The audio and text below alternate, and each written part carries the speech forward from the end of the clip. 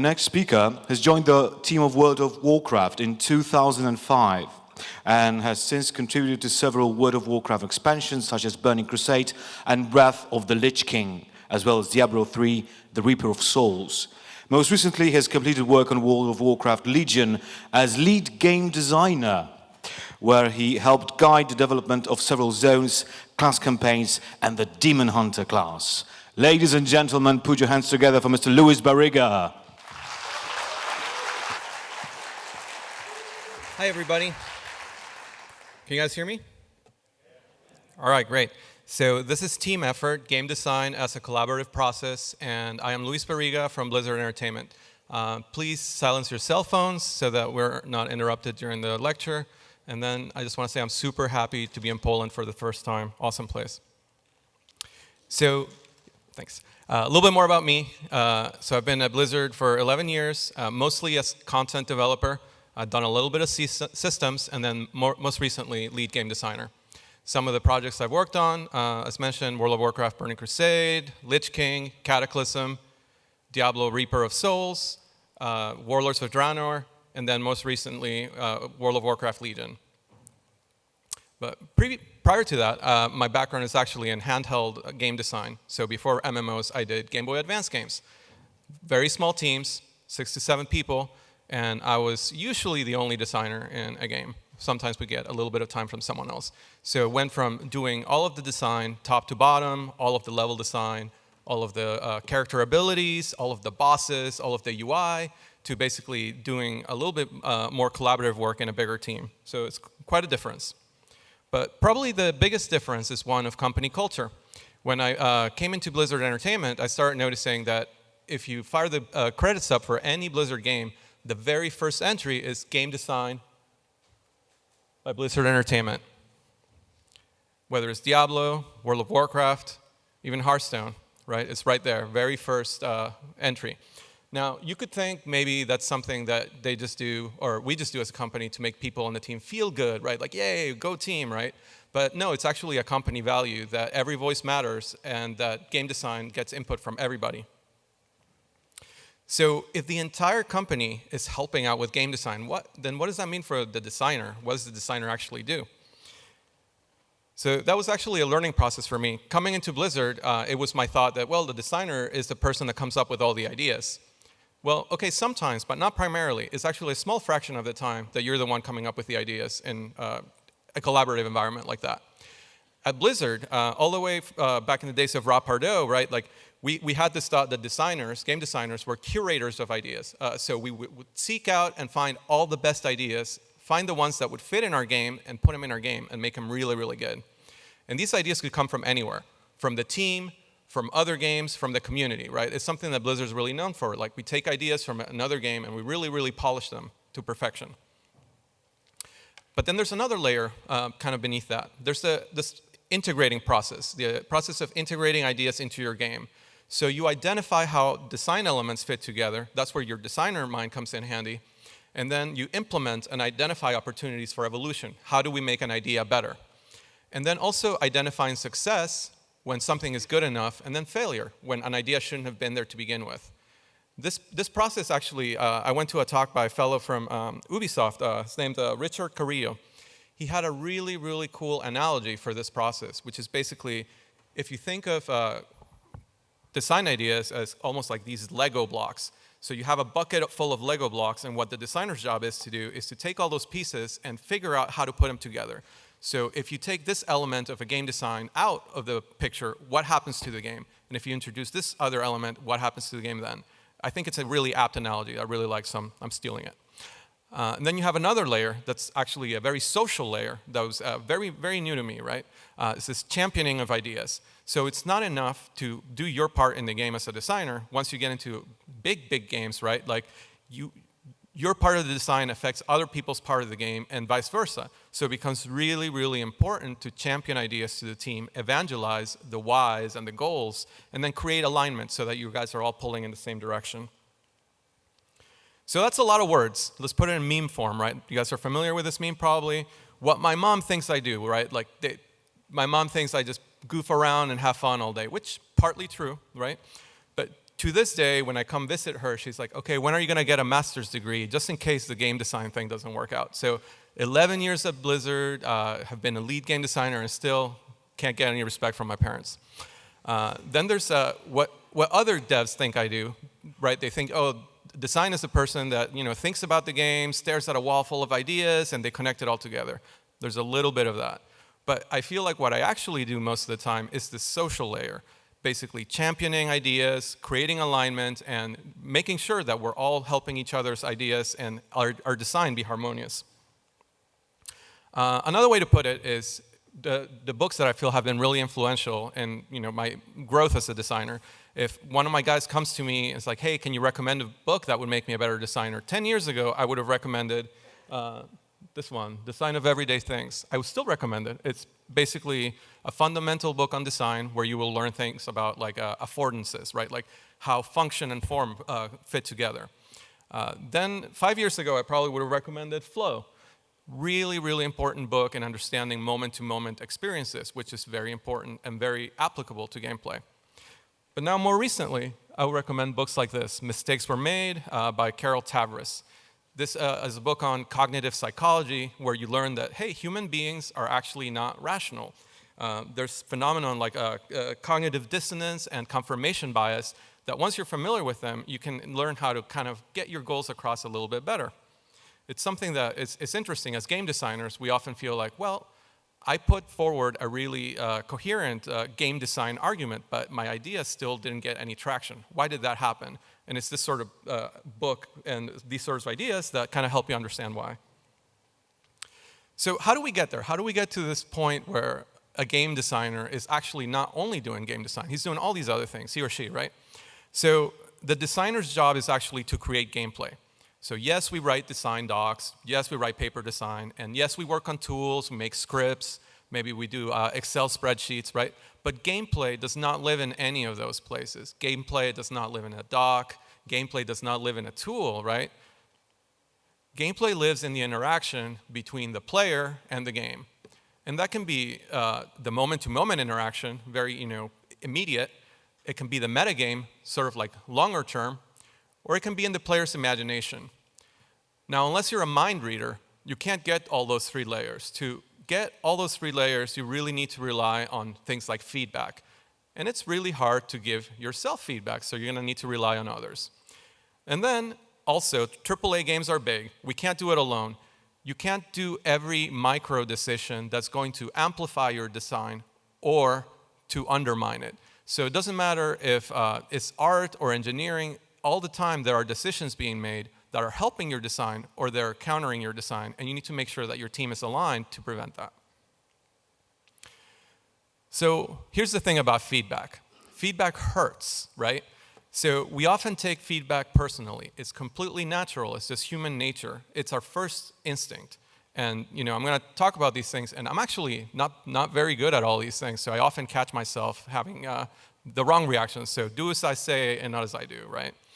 So, but a natural reaction is to say, if the design is bad, doesn't that mean I'm a bad designer, right? So our instinct is to explain away the feedback. Well, I know I'm a good designer, therefore your feedback is wrong. It's not that I'm a bad designer and your feedback is right. So, but feedback is a gift, right? We want to get feedback to make our game better. The person coming to us for feedback is helping us. They're like, here's a piece of information that you can use to make your design better. And if we're not graceful, they're not going to come back to us. So we are socialized to be super, super gracious about gifts, right? Like, oh, I love this ugly sweater, Mom, that you got me for Christmas, whatever. Just what I needed, another pair of socks for my birthday. Thanks, right? We very rarely are jerks about getting gifts. So similarly, with feedback, we need to kind of get to that level.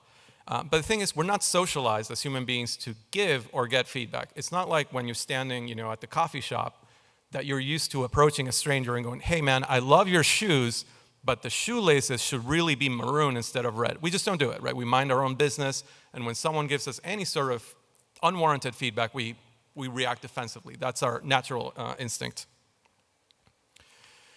So what does that mean as a developer is that you really have to fight this instinct to dev-splain, right?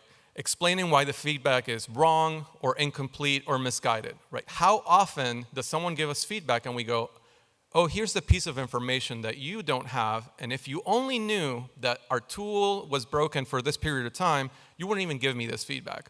Or if you only knew that you're playing chapter 2 and chapter 3 comes later, you wouldn't be giving me this feedback. So you need to avoid that because it creates a negative experience that even if your coworker is trying to be helpful, subconsciously you have just punished them and they're not going to come back to you maybe next time. And you want to have that relationship. And there's also a natural instinct to project that feedback onto ourselves, or even worse, onto our teams. Maybe once you learn to not act defensively about yourself, and you have people that you're in charge of, and someone gives you feedback about your team, you get defensive about your team, and you have to relearn this process all over again. So what do we focus on then when we get feedback? Do we just do whatever our coworkers say? Where does our critical thinking come in? So feedback often follows this structure. Hey, I encountered this problem. I ran into this issue, and this is what I think you should do. So feedback is always valid in that it tells us what the player felt during the experience, that's the magic part, that you can't be a mind reader to know what player felt. But when someone comes to you with feedback, you can get to that little bit of kind of seeing behind the veil, right? What did the player feel when that was happening? And how they felt is always real. But what you need to take with a grain of salt is the proposed solution. So for example, back in the old days of WoW, Vanilla, Burning Crusade, Lich King, we had flat drop rates. So what that means is we might have had a quest with a very rare drop. So a quest giver might have said, come get me this rare medallion. Has a 5% chance of dropping from any creature in the zone. What this means is, during a playtest, 9 out of 10 of the players, they had a good experience. They had the item drop and they finished their quest, they got their rad loot, great. But one person didn't. It didn't drop for them. Just mathematically, it didn't work out for them. So they come to you with the feedback. Your quest item didn't work, right? Like your quest is broken, you should raise the drop rate. Our natural instinct is to devsplain, is to say, no, RNG is RNG, you got unlucky. I just debugged my quest and the item is dropping, you just got unlucky. But then if you act on that feedback critically, you realize, okay, World of Warcraft at the time, 10 million players or whatever, 1 in 10 players, this means that 1 million players are going to hate your quest. Terrible, right? So the problem is real, even if it doesn't affect everybody. And raising the rate doesn't actually fix the problem, only mitigates it. So maybe you get, 5% of the players to have a crappy experience instead of 10. Guess what? That's still 500,000 players are going to hate your quest. So the solution, once we started thinking about this feedback critically and not just dismissing the feedback by saying RNG is RNG, we looked at our tool set as designers, and there was this concept that came from Warcraft 3 that was basically, we had heroes that had procs. So their basic attack could proc a special ability. And that proc had a built-in progressive percentage. So as you missed and didn't get your proc off, that percentage increased. So we took that same idea and applied it to quest logic. So if you're a really unlucky player, you were guaranteed to eventually get a drop, and no one would have a bad experience at that point, which was great. Here's another example. More recently, during the Demon Hunter start experience, this is actually feedback that I gave one of my guys. So even though I'm already aware of hey, this is how feedback works, I made the mistake, right? I told him, hey, this quest giver at the end of the quest is too far away. Can we move him closer? So I told him the problem and I told him the solution. So this quest designer, super veteran guy, Eric Malouf, great quest designer, he did what he's supposed to do. He heard my feedback and understood the feeling behind the feedback and came up with a different solution. So moving the quest giver would have been expensive. We would have had to redo the level design, and maybe even wouldn't have fixed the problem. Maybe the ride back would have still been boring and not good. So he understood that what was sucky is a long travel time where nothing happened. So he introduced an action sequence between when you completed the quest and the turn-in, which not only fixed the content, it elevated the content by making a better experience. So another way to think about it is like being a doctor. No one tells the doctor, hey doctor, here are my symptoms, what I need is a quadruple bypass, right? People would be nuts to do that. So similarly, you should listen to the symptoms as a designer, and you should decide on a solution. If any, sometimes the best course of action is to do nothing. We call this benign complaining. Sometimes we complain about things that we actually like in a game. We started getting these heat maps of where players were dying during Legion, And immediately, right, as designers do, we want to solve problems. So we took a look at all the biggest places that people were dying, and we saw, okay, this harpy is doing too much damage. We need to fix that. We need to address that. But what that started doing is it flattened the experience, and it made it overall less memorable. I'm sure if you all think of your favorite games from way back when, right? Like it's always that boss in Ninja Gaiden or that one level in Mario that it was a little bit mistuned, but it stood out. So it actually creates a positive effect, even though, as strictly speaking, as designers, we kind of feel the need to tune it and polish all the rough edges. So get feedback early and often. We have this pillar in Blizzard called avoid the grand reveal, which is this idea that basically if you as a designer, you lock yourself away for 6 months, right, in a closet, and you come out and it's like, I have this grand plan, this grand vision, someone's going to give you feedback that you're going to wish you had on month 1 or week 1 because it's really easy to address it then and much more hard to address it 6 months later. And then also getting feedback often allows you to understand your own blind spots, right? So maybe you tend to tune bosses too hard, or maybe your quests are too confusing, or maybe your characters are too sappy, but you start understanding what your own blind spots are. In that way, you help distinguish kind of the noise from the valid feedback that you're getting. So there's the other side of the coin, which is giving feedback. So what is your goal when you give feedback? Hopefully, right? Hopefully it's not so you can tell your coworker when he fails, see, I told you your boss was too hard. If that's your goal, you're better off keeping it to yourself. A little bit better is providing a data point, right? So hopefully a lot of people are going to your coworker and giving them feedback about, say a boss encounter, right? Hey, this boss ability, it just didn't read, right? Like I didn't know where I was supposed to stand. Great, you're a data point. Maybe they're getting feedback from the rest of the team, and they can collate the feedback and determine a good course of action. But then, kind of like the best version of this is affecting change. When you give feedback, your goal should be to make that design, their part of the design, harmonious with the part of the design that you are in charge of. That way, the entire game gets better. So how do we do that? How do we give feedback that affects change when acting on feedback is so hard because we are so socially conditioned to not take feedback well? There are some techniques, right? One is couching. You also call it the feedback sandwich. It's kind of you say something positive, then you deliver your critical piece of feedback, and then you end with something positive again. And it's okay, but that can feel fake. It'll work sometimes, but people start knowing that, okay, just tell me what your criticism is already, right? It can also be unclear. Like, I really, really like the ending of this quest. It was a little bit too hard, but man, after I ended it, I felt great. So if you're receiving that feedback, you might be confused. You might think, well, it was hard, but they liked it, so I guess I should leave it as this. So better than couching, better than the feedback sandwich is just doing frequent feedback. After any playtest, right, like you go to your coworker and you tell them, hey, I really like this. Here's what I enjoyed about this boss fight. Here's what I enjoyed about this system. I really like your UI layout. That way you have this frequent communication where you have a positive ratio, where most of the time this person associates you with a good interaction and an honest interaction, right? You're not faking it. And then when you do deliver that negative or critical feedback, they're more likely to hear you out. And then also pick your battles, right? Not every hill is worth dying on. Sometimes we're 80% aligned and we just, your way, my way, it's not that big of a deal. But then once in a while, another designer or an engineer or an artist is making a creative choice that completely undermines your design, and that's where you need to make it really clear, hey, this is a hill that I'm going to die on because my design is breaking because of this thing that you're doing. And because you're not dying in every single hill, they'll be more likely to listen to you. Then there's a very special phase during ideation where you really need to be careful with feedback, right? When you're in this blue sky brainstorm process, there's just no bad ideas. And the way that feedback can often work is that the good ideas kind of get repeated and gain traction. And the bad ideas, there's no real need to pick them apart. Oftentimes, whoever put the idea out there, they go like, oh, I guess it's not that great an idea, and I hope it just kind of goes away, instead of getting it picked apart to death. And then it's also a great opportunity to create buy-in. The more people on the team feel like they have ownership over the idea, so that if I'm an artist or an engineer that's implementing the idea, all of a sudden I feel like, hey, I had a little bit of input in that, and they're going to do a better job at it.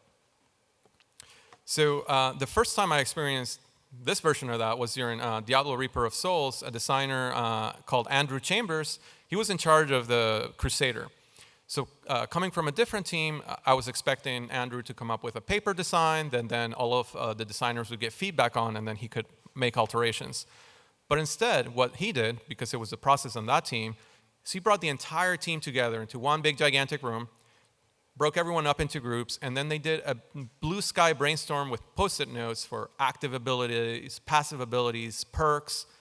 And what this did, right, like a lot of really cool ideas came from that he wouldn't have been able to think of on his own, right? So things like the charger or the artillery strikes, things like that came from brainstorms because they help you think laterally. You get more ideas than you would otherwise.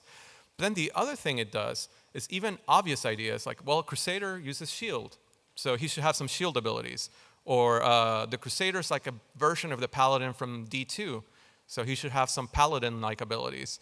Even obvious ideas like that, many people put them on the board, and you start losing track of, well, that's Bob's idea or Mike's idea. It becomes the team's idea, and everyone has buy-in, which creates way, way better output than if it's someone's pet idea. Right, so then we have execution. It's this idea that our games have become big enough that all our systems, all our content are so intertwined that anything that you do is either amplifying or undermining some other developer's goals, as well as everything that they are doing is undermining or amplifying some of your goals. So you need to start seeing other disciplines as design partners. This does not mean design by committee. It doesn't mean that you need to have this paralysis because art doesn't agree with you or whatever. It just means that they are your design partners because they are also doing game design, whether you call it that or not. And it means getting alignment on goals. That way, when an artist is deciding how big to make a weapon, they understand your design goals, and they're doing those micro decisions for you. So, for example, the relationship between design and engineering, I like to see it as early on, you need to provide good specs, but avoid getting into implementation details. The danger there is that you'll get into this evil genie relationship, right? Like if you're familiar with the idea of an evil genie, you wish for $1 million and 1 million, reindeer come and trample you, right? He does exactly what you do to the letter, and it's not always what you want. But instead, you want your engineers to understand your goals and your priorities, and they might have a different idea of how to implement something that will be even better, and you would rather have that than the version that they say, hey, this is what you asked for, and I did it. So, for example, during the early development of the Demon Hunter, we came up with this idea of double jump, right? And it comes from action platformer games, and WoW was not made to do that. WoW has a lot of security checks in place to make sure you're not cheating, you're not teleporting, and things like double jump were breaking everything. So early on, right, we got into this relationship where design was providing engineering with these big, massive flowcharts of, well, what happens if you press the button in this point in time? What happens if you're holding the left arrow? What happens if you're holding both mouse buttons? And in the end, it proved really, really cumbersome. So we took a step back and we started talking about our goals, right? On the design end, we need it to be really responsive, and you need to be able to change directions midair, whereas engineering had different goals like, well, we need to make sure it doesn't conflict with our movement enforcement algorithms. So in the end, we, as designers, we were okay with some restrictions, like making sure that the double jump happens at the top of your trajectory and such. And at that point, the conversation became much more about feel, much more about reference games. Oh, so you want double jump like Mario, or you want air dash like Mega Man. So it became essentially the point that engineers were making the micro decisions about how they implemented their code based on alignment on the design. With the relationship between design and art, in a way, I see it as flipped. So early on, you want to keep your alignment loose as opposed to really specific. And this allows for an inspiration loop. So what I mean by that is, so designers will pitch art an idea. And usually it's like a half-baked or, not visually stunning idea. And artists, being artistic, oftentimes they'll come up with something really, really powerful that doesn't fit your design to a T. And you want to be agile enough to get inspired by their art and identify places where you can change your design to make their art work. And we call that the inspiration loop. And as the production develops, you want to close that alignment. So early on, you want to be able to change your design, but later on, it's kind of late to get inspired suddenly and change all of your design. So an example we had is when we were developing the metamorphosis shapes, we thought at first, well, it'd be really cool if Tank had wings so that they could block with their wings. We thought that was a really clever idea. And we don't know what the DPS form is going to look like, so we asked Art to come up with something. And they come up with a really, really cool concept involving spikes and fire, and we looked at it and it's like, that's cool, but it looks tanky. So we could have said, hey, make this guy more DPS-like, leaner, but instead we said, actually, this is a better tank form than what we had thought about originally. So we flipped it and we said, hey, let's make that our vengeance form and make the winged version our DPS form. And in the end, Art had the right visual idea that ended up working better for design. So if you're not careful, in addition to helping each other, you can also hurt each other. You can undermine art goals or vice versa. So for example, effects are very, very carefully tuned for loudness. So a single Frost Nova in Diablo or a single Blizzard in WoW, those effects are tuned so that they read well, but also so that they're not overwhelming. But what happens when our goals aren't completely aligned, as designers, we come up with interesting game-breaking stats like cooldown reduction. And all of a sudden, something benign like that, a single stat can break that tuning. But with close alignment, art and design can amplify each other's goals. So for example, when Reaper shipped, because of cooldown reduction, there were builds like Critical Mass, which meant that effects art was pretty hard to read, right? So had we had a little bit closer alignment, we could have prevented that. An example of art and design amplifying each other came in Legion during the development of High Mountain, this hub called Thunder Totem. So we have this design goal for content to be kind of like the tour guides of Azeroth. We need to take the player to all the cool places and make sure they spend time there. So the final art for Thunder Totem was visually stunning. It was really, really cool looking. But then the quests just move you through the hub at a really high pace. Almost didn't get to spend any time there. So we looked at it and we just decided to change the introduction to the zone so you would get a fly-through and get a really cool shot so you could appreciate the art. And then we added more quests to showcase the location and make it feel like a place that was really alive. So with good kind of alignment of goals, art became a better experience, and design became a better experience. And then finally, we have the interaction with designers and other designers, right? So systems can reinforce or undermine content. A powerful reward can punctuate a finale. So we have some quests in WoW that feel really, really good because they're accompanied by a purple reward or a blue reward that feels appropriate. But the flip side of that is a really emotional moment with a crappy reward can sour the whole thing because all of a sudden you don't care about the ghost losing his wife or whatever. You care about that you got a ring with crappy stats. And then similarly, a single ability, right, like Divine Shield, if not handled properly, it can trivialize the boss fight. So we need encounter design and class design to work hand in hand. And then similarly, content can reinforce systems or undermine systems. For example, teaching you a skill that you just unlocked. We took this approach during the Demon Hunter Start experience, where after you got an ability, you would fight a boss that would make use of that ability. So after you got an interrupt, you would have a boss that casts slow spells that you had the chance to interrupt. Or after you got Spectral Sight, we gave you a moment to basically use it and learn how it works. Another example is Hunter's Flare. It feels really good in expansions when we have roaming assassin mobs that are stealth, and the hunter gets to have a hero moment and throw his flare and detect the mobs. Feels a little bit useless, except for PvP, when we don't really create moments like that. And then other designers also make really good sounding boards. Designers, being used to this process, they basically understand and they can squint and imagine the rest of the game. So they're a really good source early on to bounce ideas and make sure you're not too far off. So kind of summing it all up, right? The game designer, right, does all of these things. None of these you have fun, you think about the game, you come up with ideas, but then there's also a social aspect, making sure that your team is aligned. So all of the above. Thank you very much, and we'll probably have time for a few questions. Thank you very much.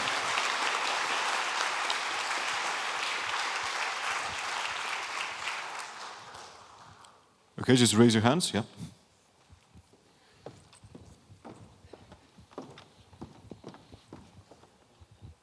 Hey, thank you for your speech. I have a question, because I believe that what you showed was not really about making design, it was more about polishing the design. Mm-hmm. So my question is this: do you believe that quite a big team, like 50 people, can start to create the design of the game? Do that big team can start making the game together? Mm-hmm. Like they start from the high concept, and they will work together, and they will work together till the prototype stage. Is this even possible? Or do you need creative director that will still hold the vision and will guide all the people? Right, so if I'm understanding your question right, you're asking if a large team, like 50 people or so, whether they can design the game together or whether they need a director, right? So I would say I've worked with a lot of directors that they hold the vision in a way that is very collaborative, right? They do the same thing just at a higher level. So I totally think it's very possible. In a way, the director's job is often to empower his team to do the vision that the team has. So I think it's very possible. It all depends on the team and on the type of game that you're making. Yeah. Any other questions? And if not, you can grab me after. Yep. How do you think about people who are hesitant to actually give you feedback because they feel that this is something, talking negatively about your work and, the results of it? How would you encourage people to actually give feedback and make sure that this is something worth your time? That's a great question, right? So in game development, we have a lot of introverts. So oftentimes you want to get the feedback of those people. So one good way of doing it is to have formalized playtests where people are collating. Maybe it's a producer that's receiving all the feedback and collating it. So there's a layer of indirection, and they might not be giving the feedback directly to you, but you're breaking up the playtest teams into 3 teams, and the production crew kind of collates all the feedback and gives it to the designers. So that would be one way of doing it. Another way of doing it is after a playtest and after a session where people kind of voice their opinions. Some people actually, their problem is, or their personality is not that they're shy, but they like to think things a little bit longer, and they're kind of not giving their opinion in real time. So one thing that you always want to do is kind of say, hey, and if you have feedback that you didn't give during this meeting, follow up with an email or an offline communication, and that also encourages people to follow up.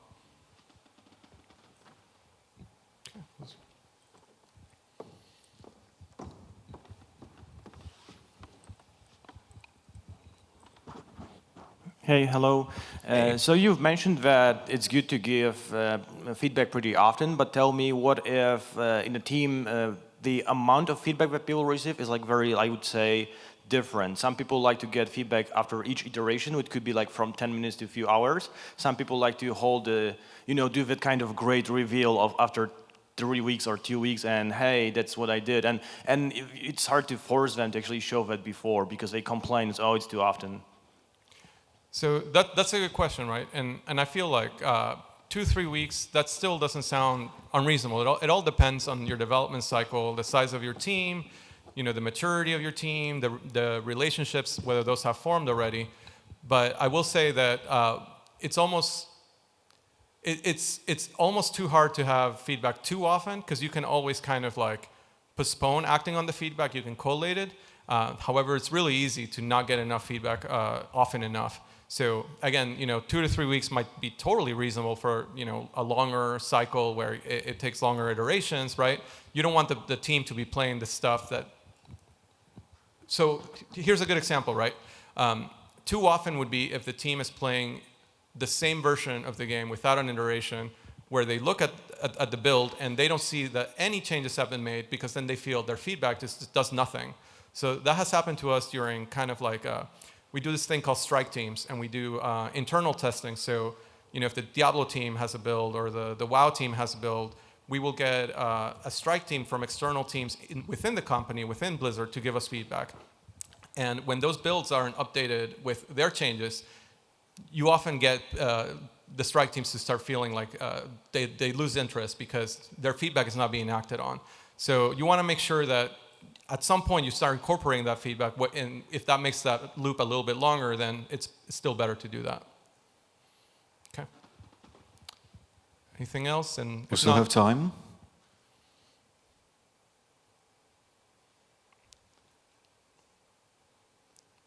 Okay, all good. Then if you see me in the conference, feel free to grab me and ask me questions or follow up. But thanks again. First time in Digital Dragons, had a great time. Thanks. Thank you very much. Mr. Luis Barriga.